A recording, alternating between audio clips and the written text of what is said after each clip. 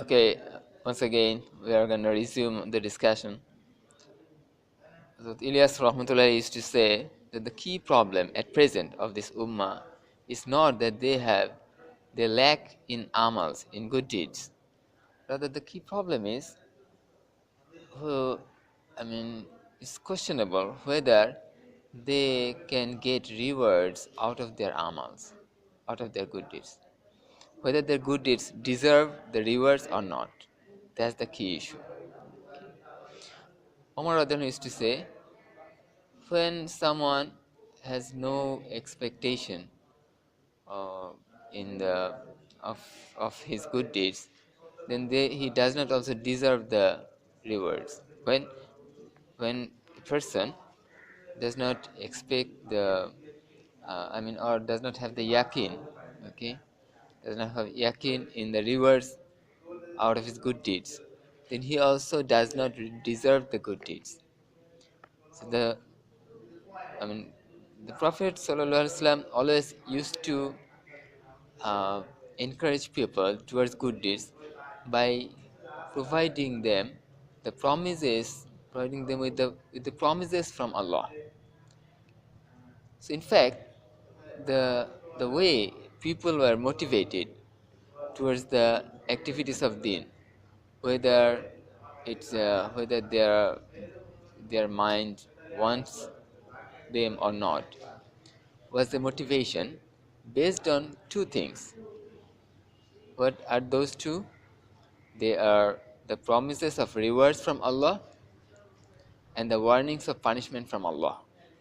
Both from Allah. Once again, the promises of rewards from Allah. Okay? Wa'id, Wa'adu and Wa'id. And Wa'id is the warnings of punishment from Allah, not from the creation, from the Lord.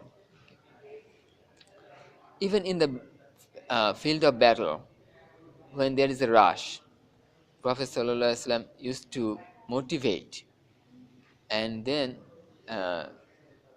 command. Okay? So that to make sure that they act upon the command with the ihtisab, with the hope for the reward from Allah. Okay? And then, that's the key thing they need to actually deserve the rewards. Even for simple amals, it says that when the amal is done with iman and ihtisab, there can be great rewards.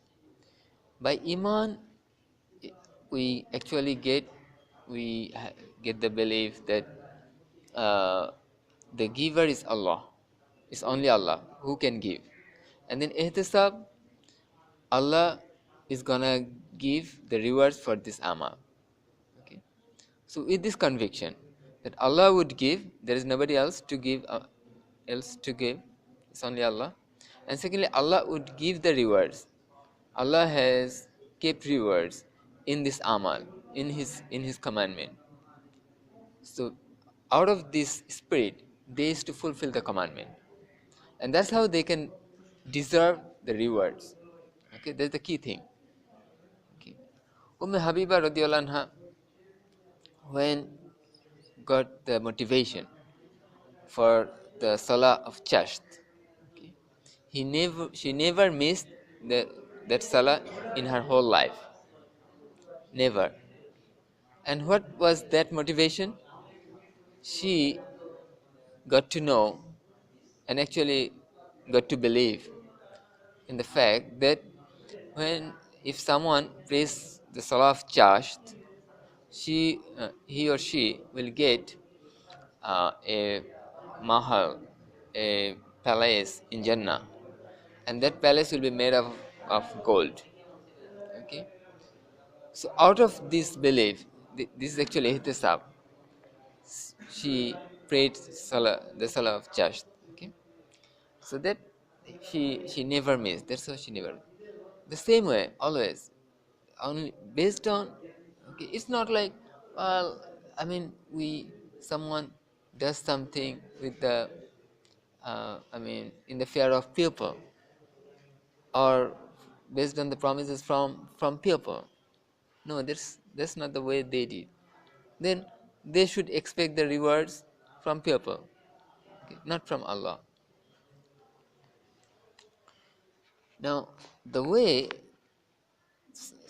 Sahaba radiallahu anhu got this spirit was an effort, not just overnight. They got this spirit suddenly, okay, from the sky. This spirit fell down upon them. It wasn't like that. Rather, through an effort, they got this spirit. Okay, by spirit I mean wada and waid, yakin of wada and waid. Western language. Okay. And that effort also had the same property. Try to understand the point. Had the same property. That effort also ran with the spirit of wada and waid. And based on, through that effort, that deen came. Those amals, deen, by deen I mean the set of amals. So those, they they could act upon those amals through an effort. That effort was also like that. By efforts of deen I mean dawa, talim, tazkiyah. These efforts then ran without any return or repayment from people. Rather, it solely ran with an expectation from Allah. Okay. So dawa, whether it is dawa or talim, they taught when they exchanged ilm, they taught without any payment, absolutely without any payment. That's how Sahaba radiallahu anhu did it. There is not a single event, there is not a single example that a Sahaba took an payment after teaching Quran or Hadith. So as the efforts ran without any rewards or punishment, without any hope for rewards or fear of punishment from people, through these efforts, the amal that built up also had the istisab. Okay? Do you get the point? The amals in people then got with an ihtisab, with an expectation of the rewards from Allah, or whatever they kept away from were based on the fear of punishment from Allah. But how did they got to this level? Okay, how they got this amals, this practice of these amals? Through an effort. That effort ran without any return or repayment from people. That ran with a hope for rewards only from Allah. Okay, but over time things changed a lot.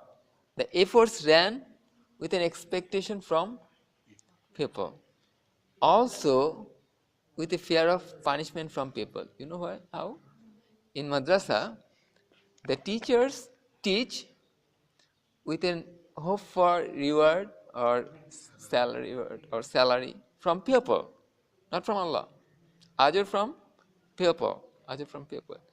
And the students study with a fear of punishment from the teacher.